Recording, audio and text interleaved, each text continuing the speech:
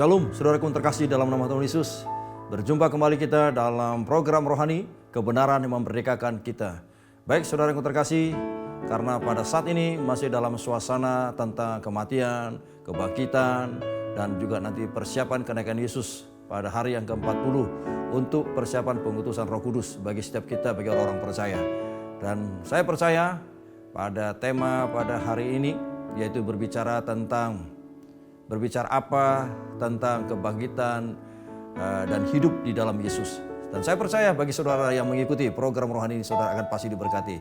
Dan terlebih dahulu kita angkat pujian penyembahan ini, karena kita juga harus berada di takhta di atas pujian Tuhan, supaya kehidupan kita menjadi kehidupan yang penuh otoritas, penuh dengan sukacita dan sejahtera dalam hidup kita. Mari saudara, kita siapkan hati kita untuk memuliakan nama Tuhan Yesus. Haleluya.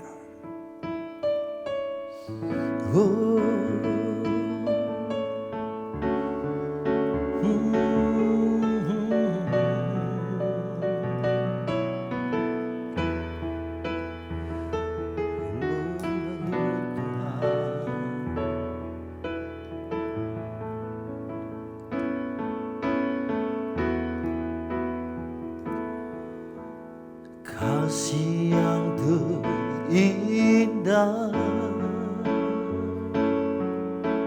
hati yang mulia, hanya ku temukan di dalam-Mu, Yesusku. Pujian dari hatiku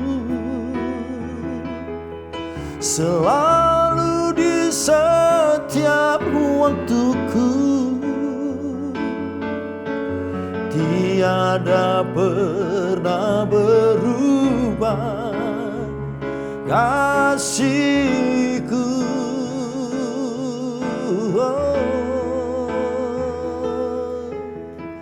Kasih yang terindah, hati yang mulia, hanya ku temukan di dalam-Mu, Yesusku. Pujian dari hatiku selalu di setiap waktuku, tiada pernah berubah kasihku. Oh, karya terbesar dalam hidupku, pengorbananmu yang selamatkanku. Engkaulah harta yang tak ternilai yang ku miliki dan ku hargai. Yesus, Engkau ku kagumi.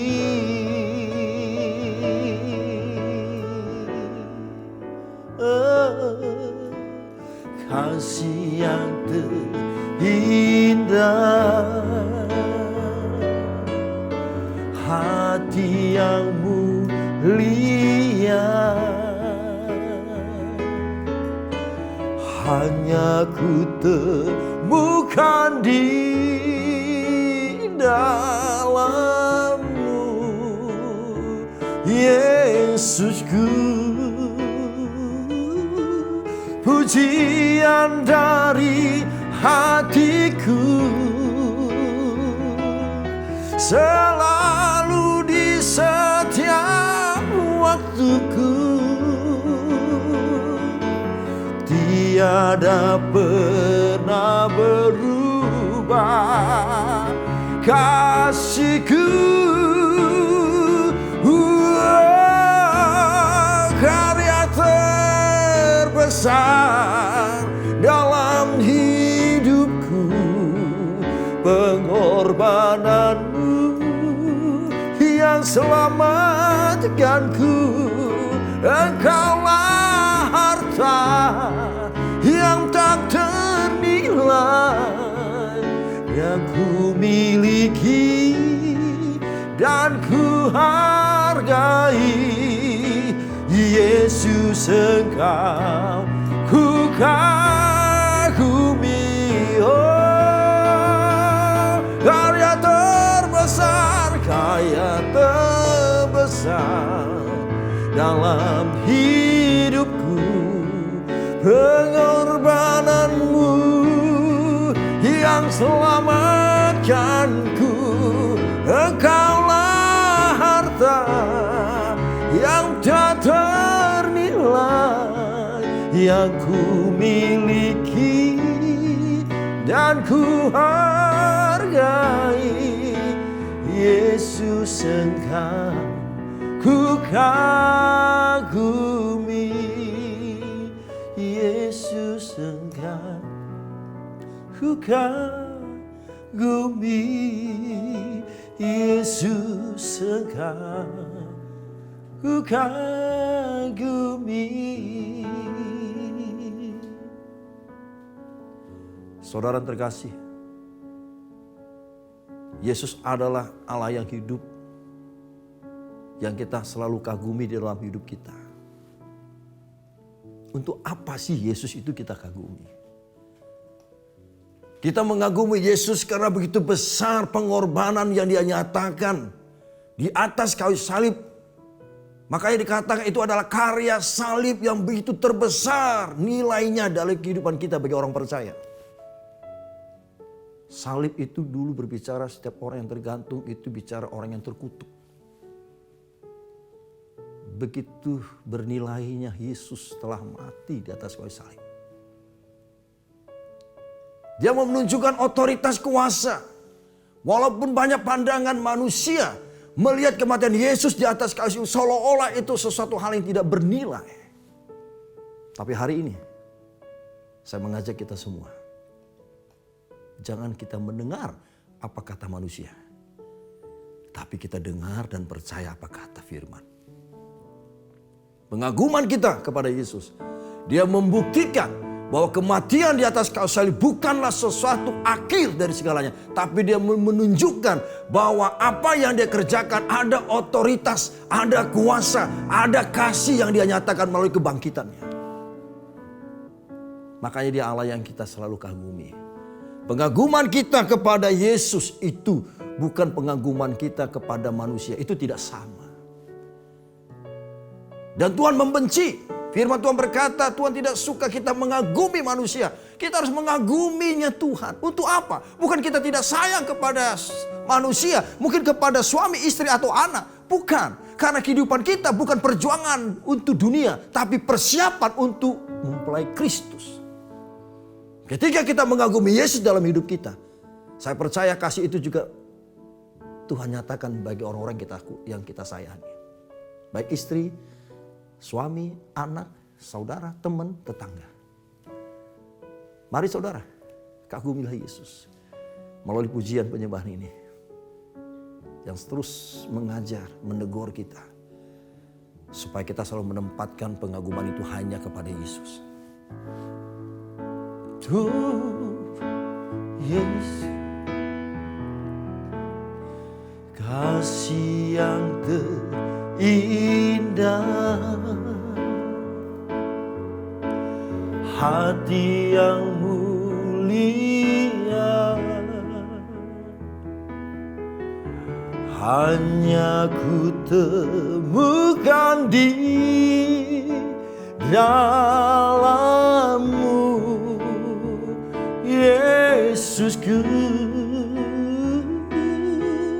Pujian dari hatiku selalu di setiap waktuku, tiada pernah berubah kasihku, oh, karya terbesar dalam hidupku, pengorbananmu yang selamatkanku. Engkaulah harta yang ku miliki dan ku hargai dalam hidupku. Yesus, Engkau ku kagumi. Engkaulah harta, karya terbesar, karya terbesar dalam hidupku, pengorbananmu yang selamatkanku. Engkaulah harta yang tak ternilai yang ku miliki dan ku hargai. Yesus, Engkau ku kagumi. Yesus, Engkau ku kagumi. Yesus, Engkau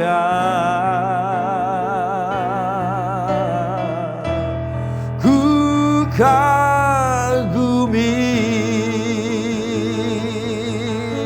Oh, Engkaulah yang ku kagumi. Yesus, Tuhan kami. Haleluya. Karya terbesar-Mu Tuhan dalam hidupku, pengorbanan-Mu, oh, karya terbesar dalam hidupku, pengorbanan-Mu Tuhan yang ku miliki dan Kau ku hargai. Engkau yang ku kagumi dalam hidupku,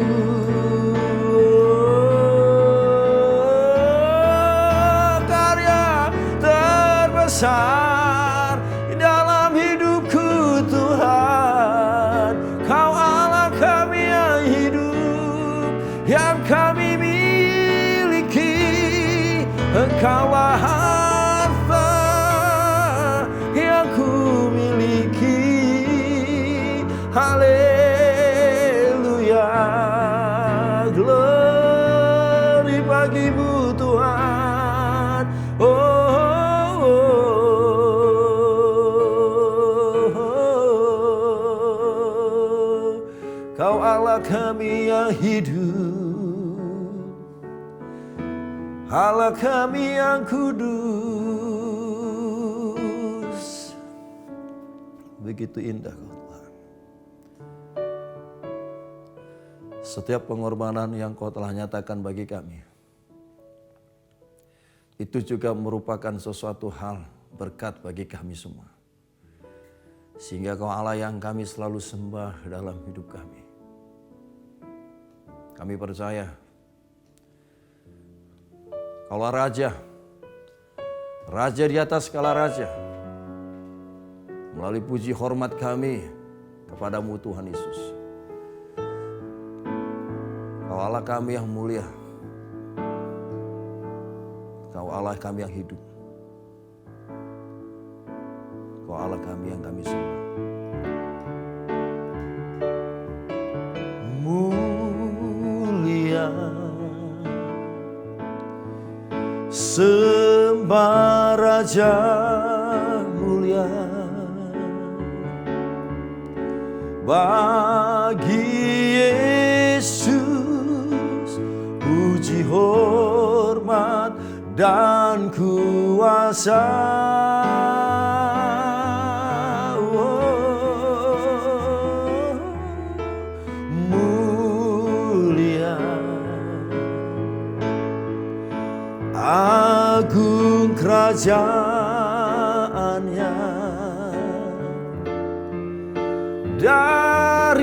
surga datang untuk segenap umatnya.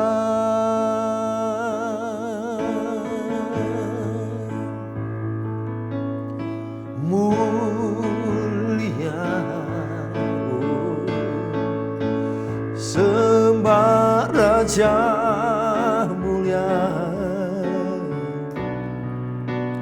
bagi Yesus puji, hormat, dan kuasa.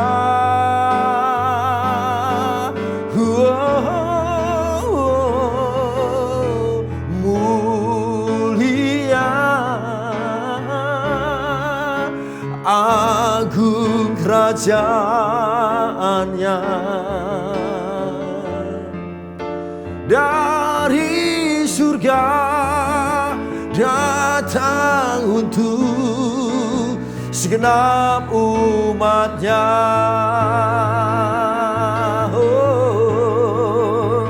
Dipuji, ditinggikan namanya Yesus.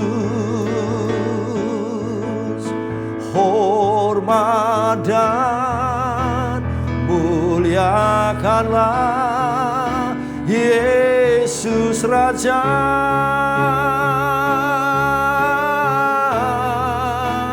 Oh, mulia, oh, sembah Raja mulia.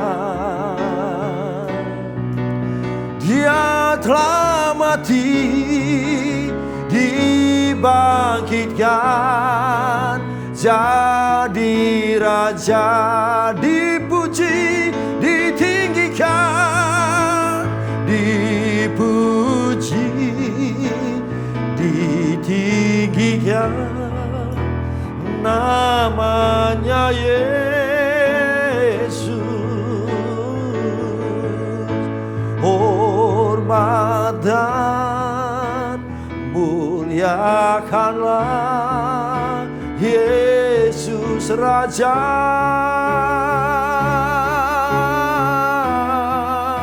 Oh, mulia, sembah Raja mulia. Dia telah mati, dibangkitkan, jadi Raja.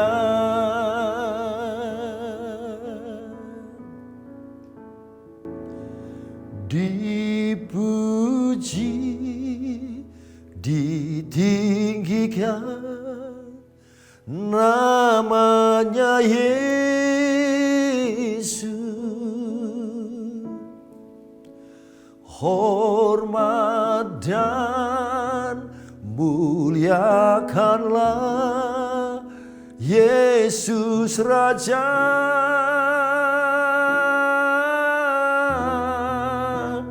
Oh, mulia, sembah Raja mulia. Dia telah mati, dibangkitkan, jadi Raja. Oh, dipuji, ditinggikan namanya Yesus. Hormat dan muliakanlah Yesus Raja.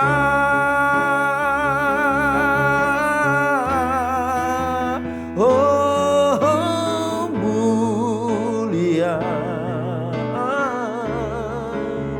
sembah Raja mulia. Dia telah mati dibangkitkan, Dia telah mati dibangkitkan, Dia telah mati dibangkitkan, jadi raja.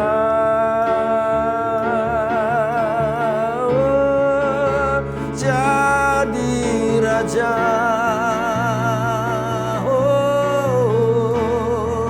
Dia telah mati dibangkitkan, Dia telah mati dibangkitkan, Dia telah mati dibangkitkan, Dia telah mati dibangkitkan, jadi raja.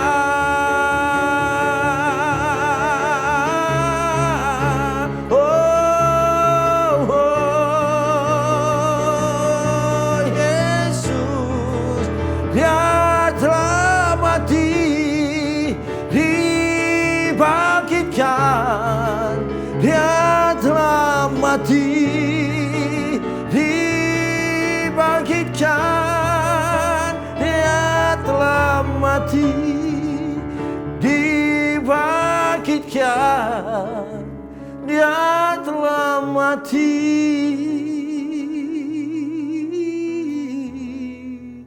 dibangkitkan, jadi raja.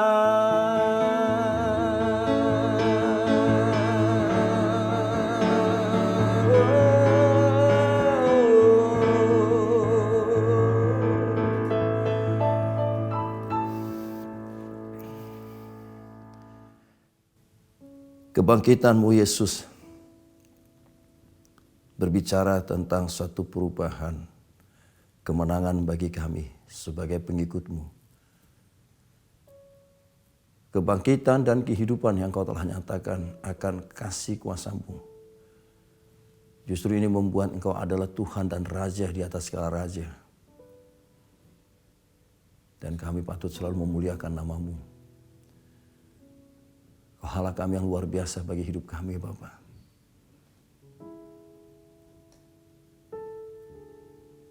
Haleluya. Selalu hidup, selalu perbaharui roh kami, Tuhan.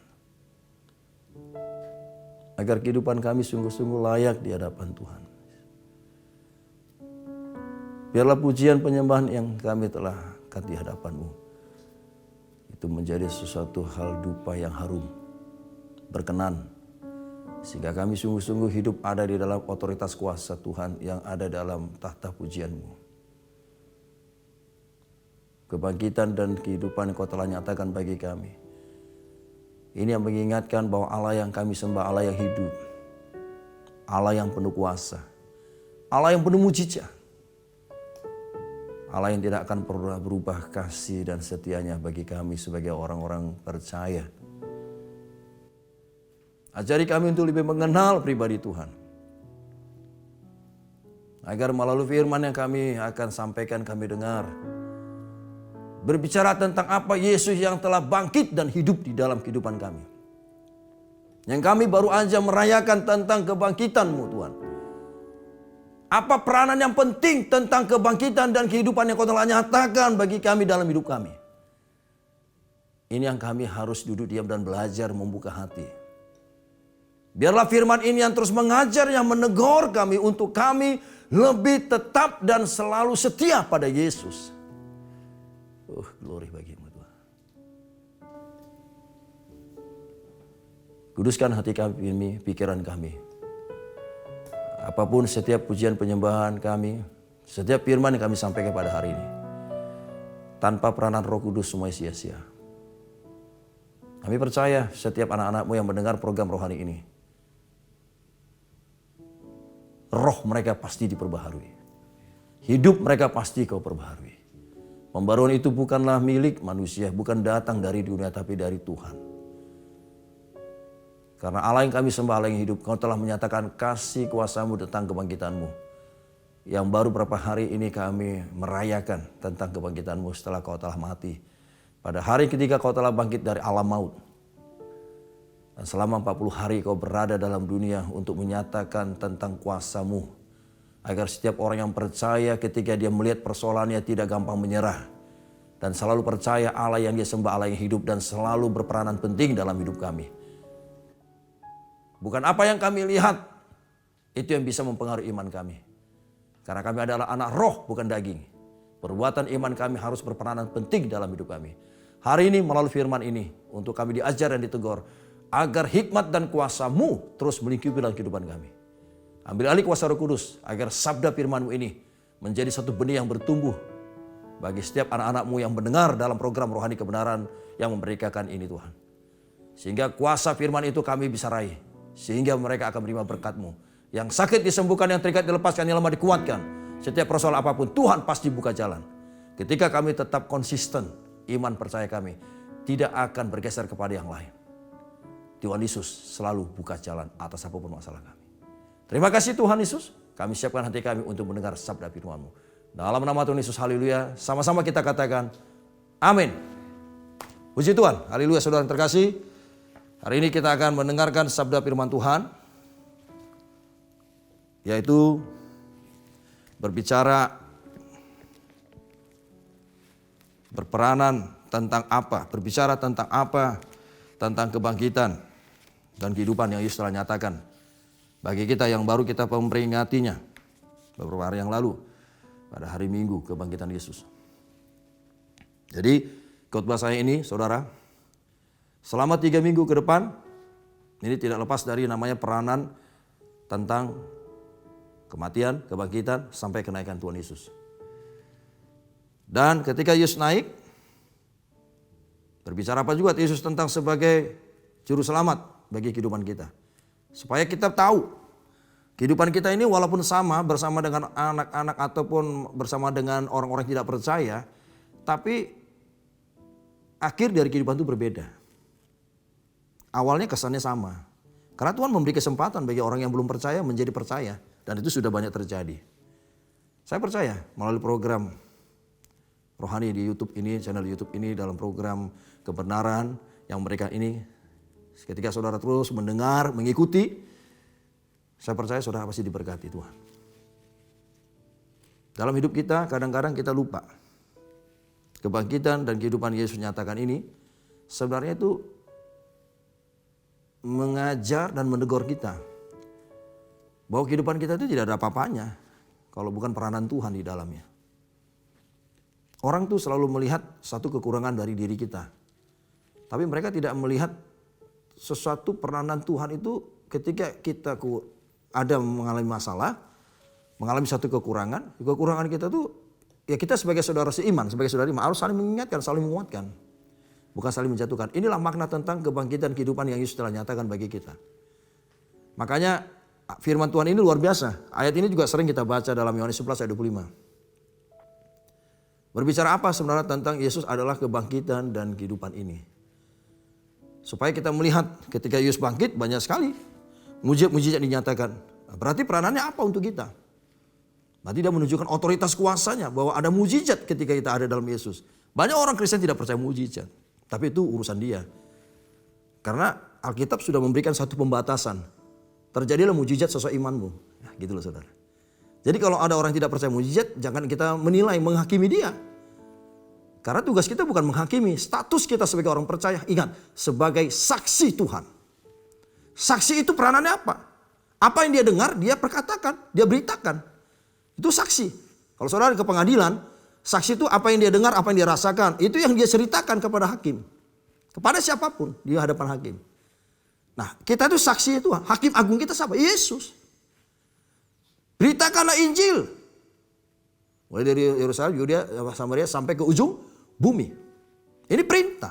Makanya kebangkitan Yesus ini dan kebangkitan kehidupan ini peranannya bukan hal biasa. Ini hal yang luar biasa. Nah, setelah nanti Yesus bangkit, nanti kita akan lihat Apalagi yang dikerjakan Yesus setelah dia bangkit. Karena ada 40 hari nanti. Kita akan baca ayat itu. 40 hari Yesus ada di dunia. Setelah 40 hari baru dia naik ke surga. Di Bukit Zaitun. Itu nanti ada peranannya. Itulah tentang pengutusan. Sebagai penolong kita nanti sebagai Kristus. Apa pengutusannya? Itulah Roh Kudus. Rohnya Allah. Yang disebut Trinitas itu, Tritunggal Allah itu saudara. Makanya hari ini kita coba melihat dulu. Tema kita hari ini tetap dalam ruang lingkup yang tentang masalah kebangkitan kehidupan. Tentang kematian, kebangkitan, ya, kehidupan, dan sampai nanti kenaikan. Tentang kenaikan itu kenapa Yesus naik? Berarti kita menempatkan Yesus ada sebagai juru selamat. Apa peranan kita juga nanti pada sesi berikutnya dalam minggu depan. Jadi minggu kedua ini dalam firman saya 3 minggu depan ini, ya, itu selalu dalam ruang lingkup tentang kematian, kebangkitan, sampai kenaikan Yesus ke surga. Nah sekarang kita lihat dulu tema kita hari ini berbicara tentang berbicara tentang apa? Tentang Yesus bangkit dan hidup ini dalam hidup kita. Berperanan apa itu pentingnya dalam hidup kita? Berbicara apa itu tentang Yesus bangkit dan hidup itu? Kita akan baca dulu dalam Yohanes 11 ayat 25. Supaya kita menempatkan apa yang saudara-saudara mengerti, saudara harus percaya. Dan jadilah pelaku firman. Orang yang percaya itu adalah orang yang pasti mau menjadi pelaku. Jadi orang yang percaya itu ketika dia sudah mengerti firman itu. Bagaimana Anda bisa percaya kalau Anda belum mengerti apa yang Anda mau kerjakan, Anda mau lakukan. Anda harus paham dulu, kita harus mengerti dulu, baru ada bisa yang kita kerjakan. Dan apa yang kita kerjakan itu kita menjadi pelakunya. Ini hal yang penting bagi kita sebagai orang percaya. Kita lihat dulu dalam Yohanes 11 ayat 25. Yohanes 11 ayat 25. Jawab Yesus, akulah kebangkitan dan hidup. Ini ayat sering ya kita baca. Akulah kebangkitan dan hidup. Barang siapa percaya kepadaku, ia akan hidup walaupun ia sudah mati. Barang siapa yang percaya kepadaku, ia akan hidup walaupun ia sudah mati. Artinya apa?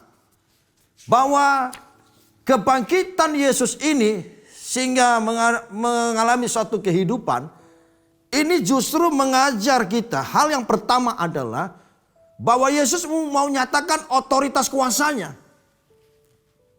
Apa otoritas kuasa yang dinyatakan Yesus sesuai dengan Yohanes 11 ayat 25, walaupun dia sudah mati tapi dia tetap hidup. Bahwa Tuhan Yesus mau menyatakan kuasa itu disebut mujizat. Dan Yesus sudah nyatakan mujizat itu. Ya, itu berbicara tentang siapa? Yang bernama yaitu Yairus. Ya, kebangkitan anak dari seorang bernama Yairus. Itu saudara baca di dalam rumah dalam Lukas 8 ayat 49-56. Anda baca di rumah. Dan yang kedua, apalagi otoritas kuasa yang Tuhan nyatakan ketika dia menunjuk pribadinya dia adalah kebangkitan dan hidup. Dia mau membangkitkan pemuda di Nain. Saudara baca nanti dalam Lukas 7 ayat 11-16. Dia membangkitkan seorang pemuda di Nain.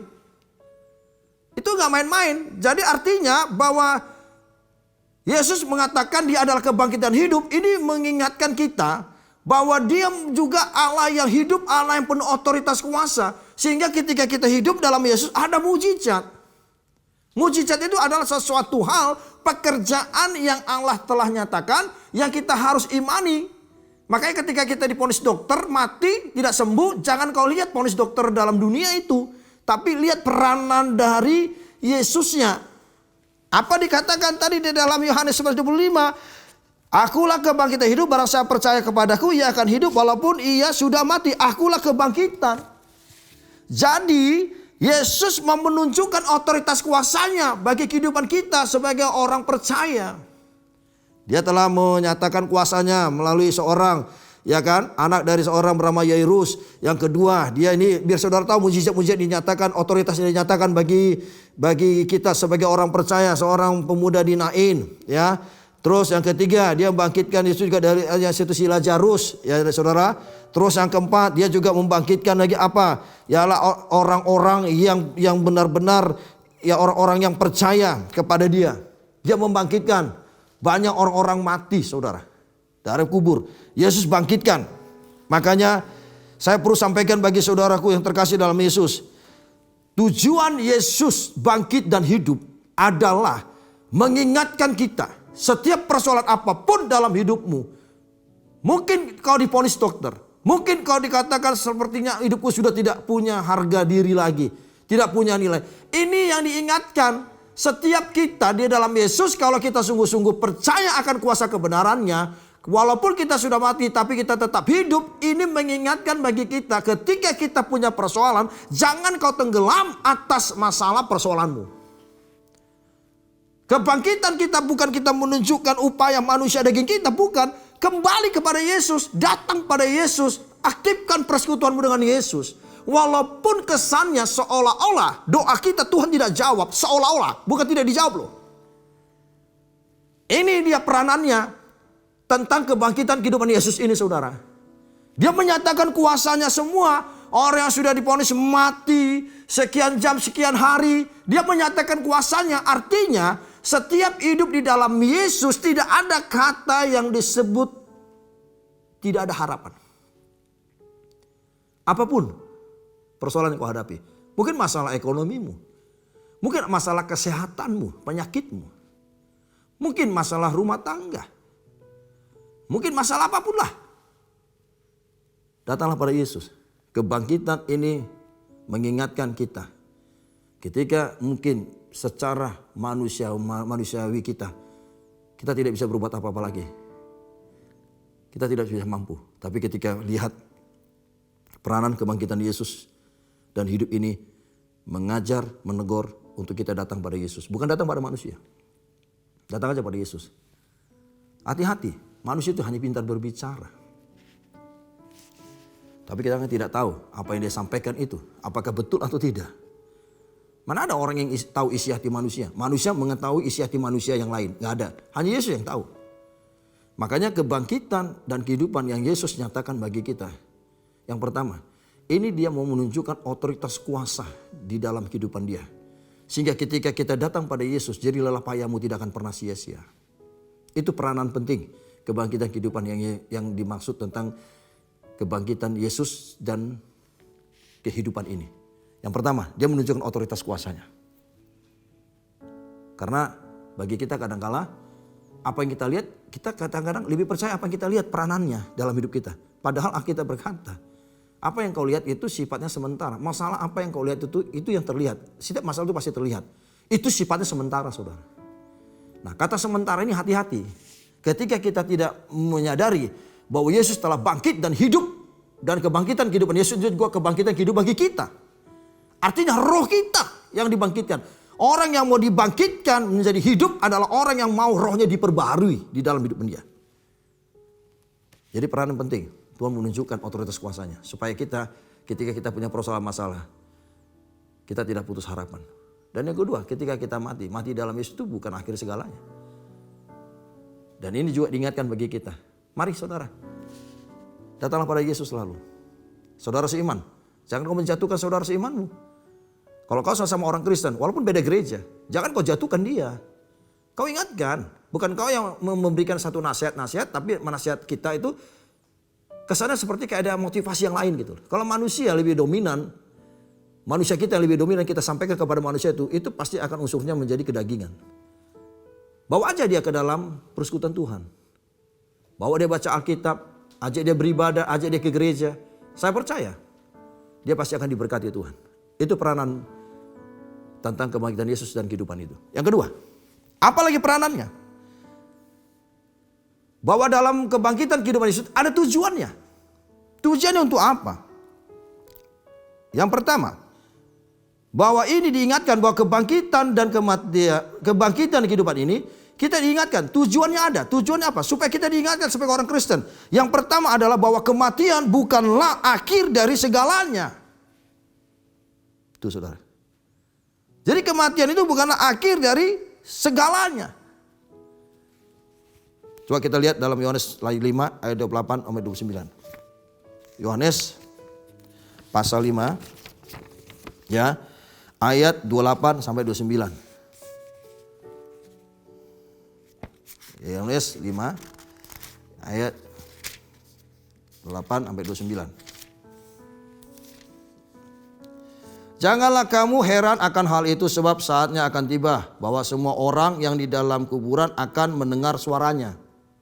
Dan mereka yang telah berbuat baik akan keluar dan bangkit untuk hidup yang kekal. Tetapi mereka yang telah berbuat jahat akan bangkit untuk dihukum. Jadi firman ini jelas mengingatkan bagi kita, ya saudara. Di dalam Yohanes 5:29, tujuan kebangkitan Yesus adalah tujuannya adalah bahwa kematian, artinya saudara yang hidup dalam Yesus, iman pada Yesus, ketika kita mati, kematian itu bukanlah akhir dari segalanya. Keren gak saudara? Makanya jangan tinggal Yesus. Ketika kau hiduplah saatnya kita bertobat. Kalau kau mati tidak ada lagi pertobatan di alam roh. Makanya Tuhan mengingatkan kita. Yang kedua, berbicara kebangkitan Yesus ada tujuannya. Tujuan yang kedua adalah ini berbicara tentang kemenangan. Kemenangan ini bicara apa? Kita ingat, setiap orang bangsa Israel ya, saat Paskah mereka itu mengadakan merayakan hari kemenangan. Jadi kalau kita sekarang ya, kalau bangsa Israel itu merayakan kemenangan itu saat Paskah, saudara. Nah, kalau kita sekarang itu melalui perjamuan kudus. Jadi perjamuan kudus itu sebenarnya, saudara, itu sangat penting peranannya dalam hidup kita. Saya baru berapa minggu yang lalu mendoakan orang. Ya saudara. Saya memberikan perjamuan kudus. Padahal kalau saya lihat itu udah tidak mungkin lagi dia bisa hidup. Tapi puji Tuhan saya dengar kabar, ini mohon maaf ya saudara, ada satu perubahan.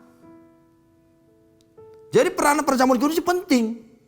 Pentingnya itu saudara, bahwa Yesus telah menyatakan kuasanya dalam perjamuan kudus tubuh dan darah Yesus itu. Jadi ini bukan sesuatu hal yang main-main perjamuan kudus itu. Makanya kalau bangsa Israel itu pada saat Paskah lah, mereka itu suatu hal yang merayakan kemenangan lah. Itu menjadi budaya bagi bangsa-bangsa orang Israel, orang-orang Yahudi saudara. Mereka ingin merayakan hari kemenangan pada saat Paskah. Ya kalau kita itu yang melalui perjamuan kudus itu. Perjamuan kudus itu sangat penting. Makanya Paskah itu Passover. Artinya sesuatu hal peristiwa yang sudah terjadi tapi sudah mencapai suatu yang disebut kemenangan. Dan itu bisa kita terima melalui perjamuan kudus. Banyak sekali mujizat-mujizat yang Tuhan nyatakan bagi kita. Jadi tujuan tentang tentang kebangkitan kehidupan Yesus ini adalah, yaitu yang kedua, itu bicara kemenangan. Yang ketiga, bahwa tujuan tentang kebangkitan dan kehidupan Yesus ini yang ketiga inilah, tujuannya adalah berbicara tentang kesempurnaan. Apa yang disebut kesempurnaan? Artinya ketika Yesus telah bangkit, setiap orang yang percaya Yesus itu tidak sia-sia, ada kuasa kehidupannya. Makanya ketika kita hidup dalam Yesus, kebangkitan inilah yang benar-benar kita tunggu-tunggu. Kalau Yesus tidak bangkit, iman kita percuma pada Yesus. Tapi ketika Yesus menyatakan suatu kebangkitan dan kehidupannya, setiap kita percaya Yesus, ada kuasa. Kuasanya apa? Kuasanya kalaupun kita mati, matian itu bukan akhir segalanya. Makanya di dalam Yohanes 11 tadi, ayat 25 diingatkan, akulah kebangkitan hidup, barang siapa percaya kepada-Ku, ia akan hidup walaupun ia sudah mati. Artinya kekristenan itu, kematian di dalam Yesus bukanlah sesuatu kekalahan. Jadi kata kesempurnaan itu bicara pribadi Yesus. Dia menunjukkan dia adalah Tuhan Allah yang hidup. Bagi orang yang percaya bahwa kehidupan kita ada kuasa. Kuasanya seperti apa Pak Pendeta? Banyak orang Kristen yang mati. Bukan. Artinya kita diingatkan kematian dalam Yesus itu bukanlah akhir dari segalanya. Walaupun dia sama dia hidup. Karena kehidupan kita yang kita tunggu adalah ketika kita mati dalam Yesus ya saudara. Ada satu kebangkitan. Itulah kehidupan kekal. Amin. Itu tujuan tentang kebangkitan kehidupan Yesus itu. Yang ketiga, berbicara apa tentang masalah soal kebangkitan kehidupan Yesus ini. Nah ketika Yesus bangkit ya, dan kita perlu tahu apa yang dilakukan Yesus ketika dia bangkit. Kan dia sudah bangkit tuh dari alam maut, dari kubur. Nah setelah itu dia ada 40 hari ada di dunia. Nah coba kita lihat dulu ayatnya, Kisah Para Rasul 1 ayat 2-3. Kisah Para Rasul 1. Ya.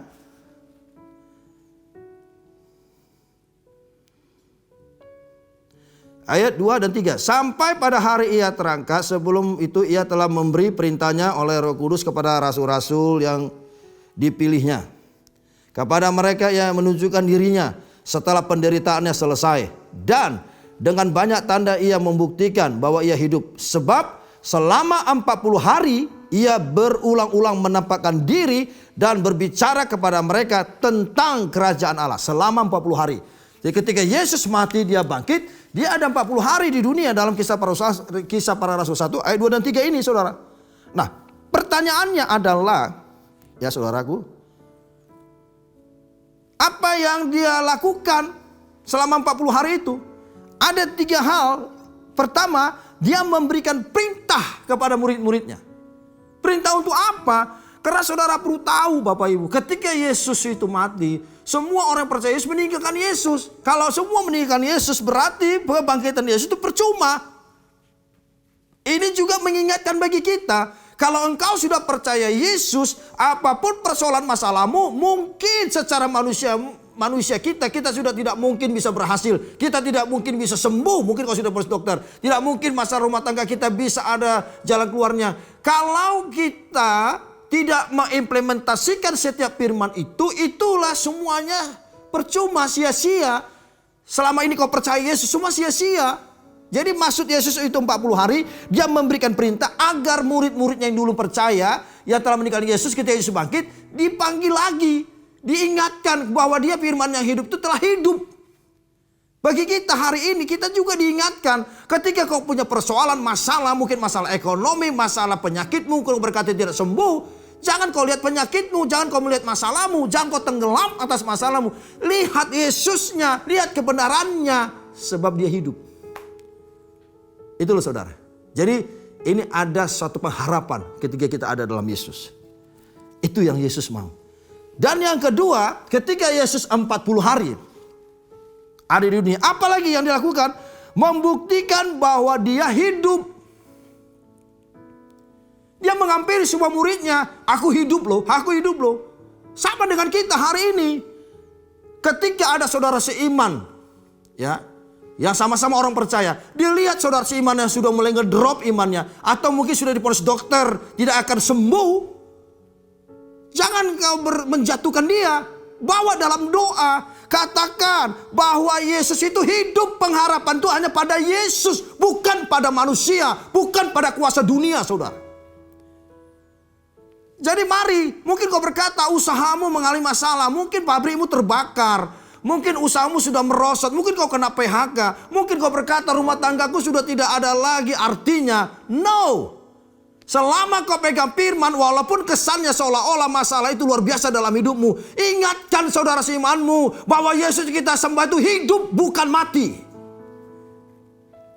Ini dia peran Yesus selama 40 hari. Dia membuktikan kepada muridnya bahwa dia hidup. Apalagi yang dilakukan Yesus selama 40 hari di muka bumi ini. Yang ketiga, Yesus mengajar murid-muridnya. Makanya bagi kita hari ini, setiap pengajaran-pengajaran yang Yesus telah berikan bagi kita, mari kita renungkan itu. Jangan apa yang kau sudah pelajari tentang Yesus, kau hilangkan begitu saja. Ingat saudara, Yesus mengajar murid-muridnya supaya murid-muridnya dibekali. Kita sebagai saudara seiman juga sama. Jangan kau saling menjatuhkan. Marilah kita saling menguatkan. Karena guru kita, rabi kita sama, Yesus namanya. Kita murid Yesus, tidak ada kita yang rabi. Status kita saksi Tuhan kok. Bukan hakim kita.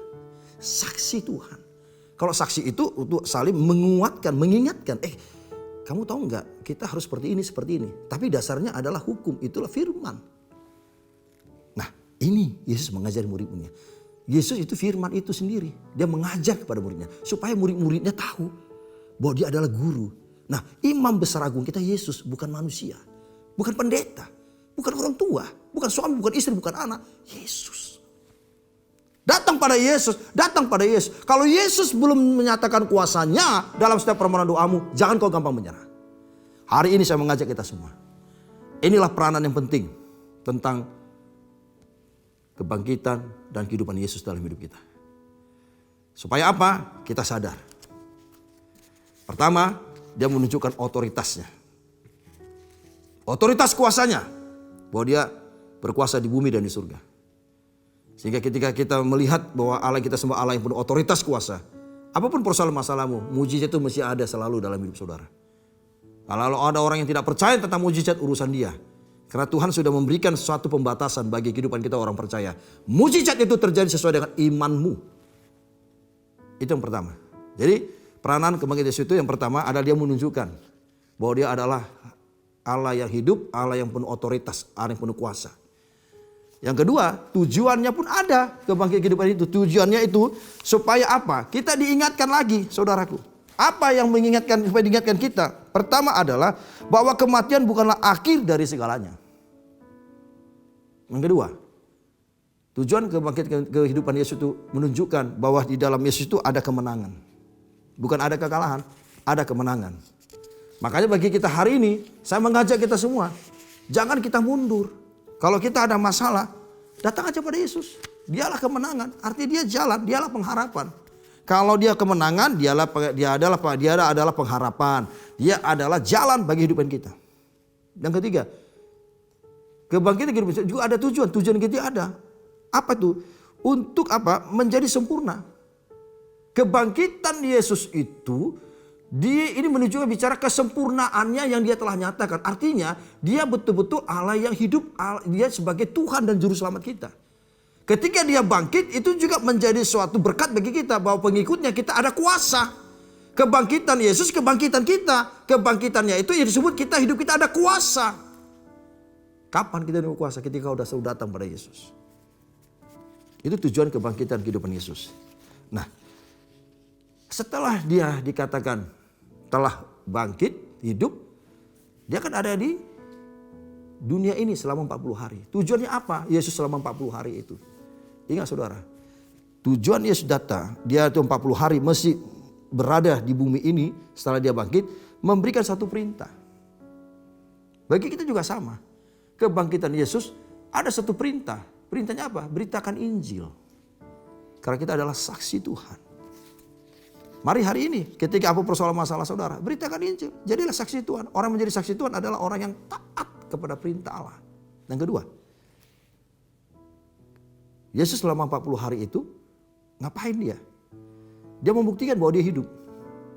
Dan itu juga sama bagi kita. Kebangkitan Yesus itu juga kebangkitan. Dia ini menempatkan bahwa Allah yang kita sembah itu bukan Allah biasa, bukan Allah yang mati, Allah yang hidup. Ada satu pengharapan pada Yesus. Walaupun mungkin kau berkata kau tidak punya nilai, kau sudah tidak ada harapan, itu kan kata kita. Dia menunjukkan bahwa dia hidup, bahwa kehidupan dalam Yesus itu juga kehidupan bagi kita. Karena dia adalah sumber pengharapan kita. Yang ketiga, 40 hari Yesus di muka bumi ini adalah untuk mengajar murid-muridnya. Kita juga diingatkan, ketika kita hidup dalam Yesus, bukan hanya pemahaman pengertian aja yang lebih dominan. Tapi kita diajar. Orang yang diajar itu adalah orang yang mau menjadi pelaku firman. Apapun masalahmu, datang pada Yesus. Datang aja pada Yesus. Hari ini, mari. Bagi kita semua saudara yang terkasih dimanapun Anda berada. Kebangkitan kehidupan Yesus ini sangat penting bagi kita sebagai orang percaya. Jangan tinggalkan Yesus. Cintai dia selalu. Saya percaya kehidupan kita di bumi seperti di surga. Haleluya. Amin. Terus memberkati. Terima kasih Tuhan Yesus. Kau Allah kami yang luar biasa dalam kehidupan kami.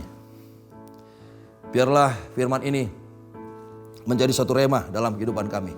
Memberikan suatu otoritas kuasa mengingatkan kami untuk kami selalu datang pada Yesus. Iman kami tidak akan pernah tergoyahkan dengan persoalan masalah dalam hidup kami. Tapi kami percaya Tuhan selalu menyertai dalam kehidupan kami. Biarlah firman ini terus menjadi garam terang, menjadi satu rema bagi setiap jemaat-jemaat Tuhan. Terima kasih Bapa, terima kasih untuk kasih dan kuasa-Mu. Inilah doa kami. Terima kasih Tuhan Yesus. Terima kasih ya Bapa. Kami memuji kebesaran-Mu.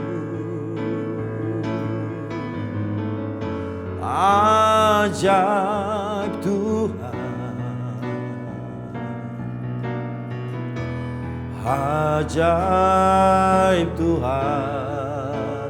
Oh, kami memuji kebesaran-Mu.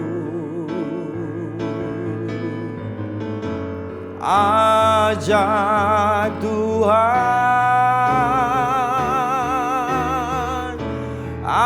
ajaib Tuhan, ajaib Tuhan. Oh, ajaib Tuhan,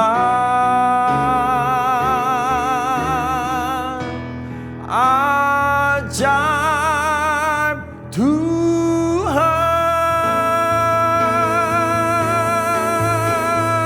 Oh. Tuhan Yesus memberkati. God bless you.